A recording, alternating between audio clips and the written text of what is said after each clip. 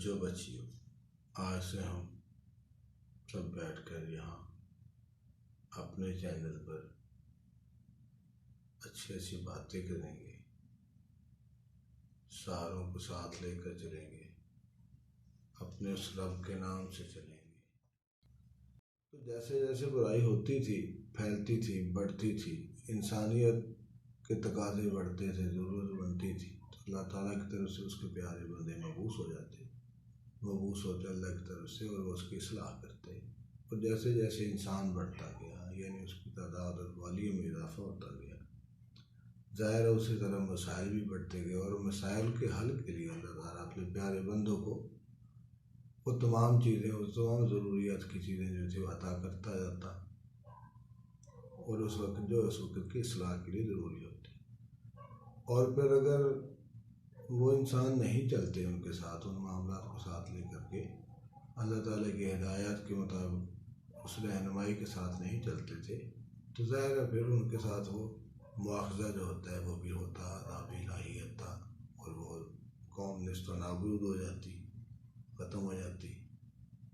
होता वो सारा सरकशी की वजह से ही था, इतनी सरकशी जो बढ़ती थी इंसान की तरफ से। इंसान हमेशा से ही लहो ला में बढ़ा रहा, और हमेशा से ही अपनी ख्वाहिशात के पीछे भागता है, और आगे भी शायद यही चीज़ होगी। लेकिन जैसे जैसे अंबिया आते गए, अपने हिस्से का काम करते गए, कोई उसके साथ चला तो ठीक, नहीं चला तो वो अपने रास्ते पे रहा, उसको हल करने का सीन रहा, वो साथ साथ रहनुमाई रही।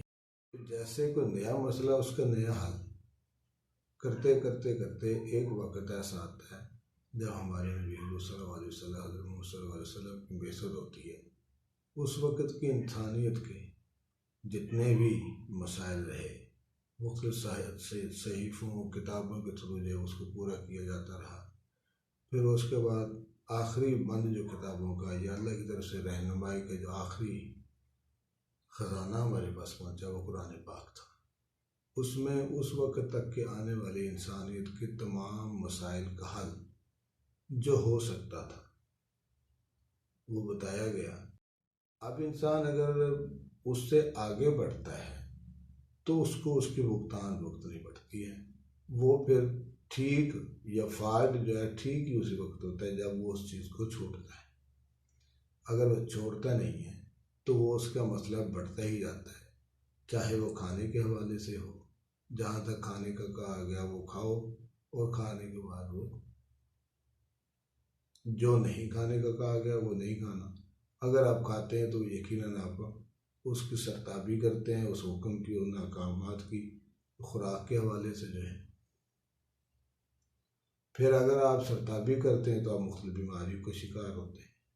अगर बीमारियों का शिकार होते तो जाहिर है डॉक्टरी हकीम भी आपको क्या कहता है कि आप जो है ना वो फ़लाँ चीज़ जो खा रहे हैं उसको बंद कर दें। उसको बंद करने का मतलब, दूसरा मतलब क्या है कि जो एक्सेस आपने की थी, वो जैसे कहते हैं excess of everything is bad. आपने जो उस खुराक के मामले में एक्सेस की थी वो आपसे वो मिनहा करनी है, माइनस होनी है। आप जब तक छोड़कर उसी पिछले पॉइंट पर नहीं खड़े होते, पीछे नहीं आके खड़े होते, तब तक आप ठीक नहीं होते। उस चीज़ का इस्तेमाल जब तक नहीं छोड़ते आप ठीक नहीं होते। इसी तरह दुनियावी मामलात हैं, लोगों के साथ मिलना बैठना उठना है, उनमें जो भी बिगाड़ पैदा होता है, जिस तरह के भी होते हैं, वो भी आपकी कहीं ना कहीं ज़्यादती की वजह से। गाली नहीं निकालनी, आप गाली निकालते हैं। झूठ नहीं बोलना, आप झूठ बोलते हैं, और ये आपकी ज़िंदगी का हिस्सा बनता जाता है। प्रैक्टिस आपकी होती जाती है, आगे आप बढ़ते जाते हैं।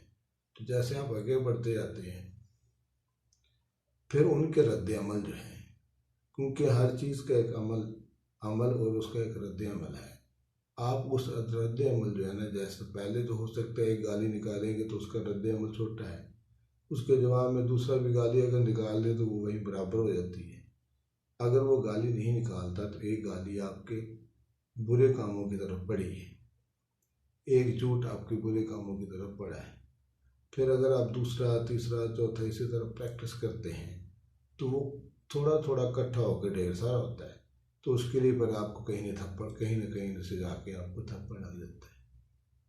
अगर आप किसी को मारते हैं, यानी आप लड़ाकू बन जाते हैं, झगड़ालू बनते हैं, आप लोगों को मारते पीटते जाते हैं।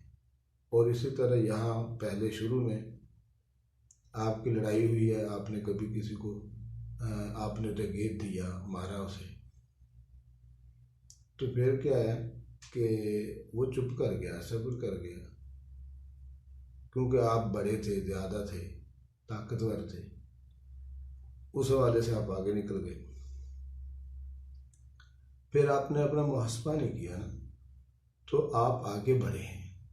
फिर हमारे यहाँ रूटीन भी है कि हम आलाशेरी गलत काम में देते हैं, और गलत काम में हम एक दूसरे से आगे बढ़ने की कोशिश भी कर रहे होते हैं, जबकि ऐसा होना नहीं चाहिए, क्योंकि आप एक्सेस की तरफ जा रहे होते हैं।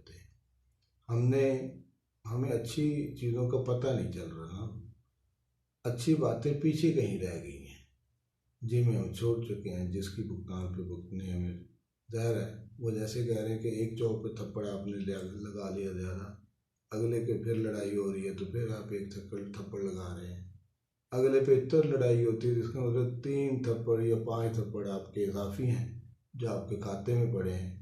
अब जाहिर है जी, अगर किसी चौक में जाके आपका एक्सीडेंट होगा जो बेआवाज़ लाठी के जरिए से होगा, तो उसमें आपकी आवाज़ टूट जाएगा।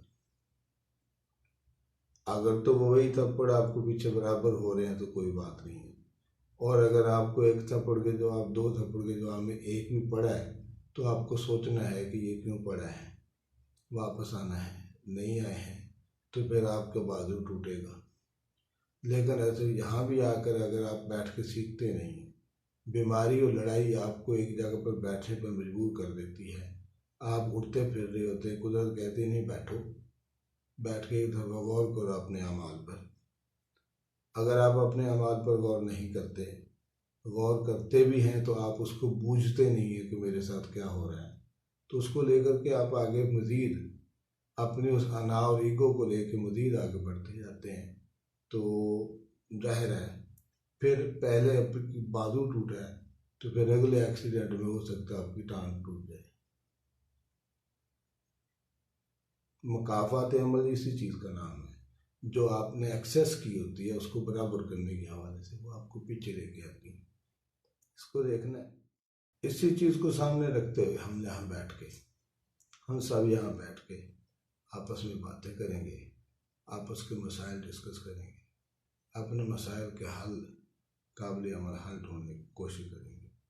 किस मामले में हम कितनी एक्सेस कर चुके हैं, खाने में एक्सेस कर चुके हैं, पीने में एक्सेस कर चुके हैं, खुराक हमने को ज़्यादा खा ली है, खुराक हम ज़्यादा लेते जा रहे हैं, तो ज़ाहिर है उस चीज़ से, उस बीमारी से, उस रद्द-ए-अमल से बचने के लिए हमें उसी जगह पे खड़ा होना पड़ता है वापस आके, जहाँ से हमने वो बिगाड़ हमारा शुरू होता है।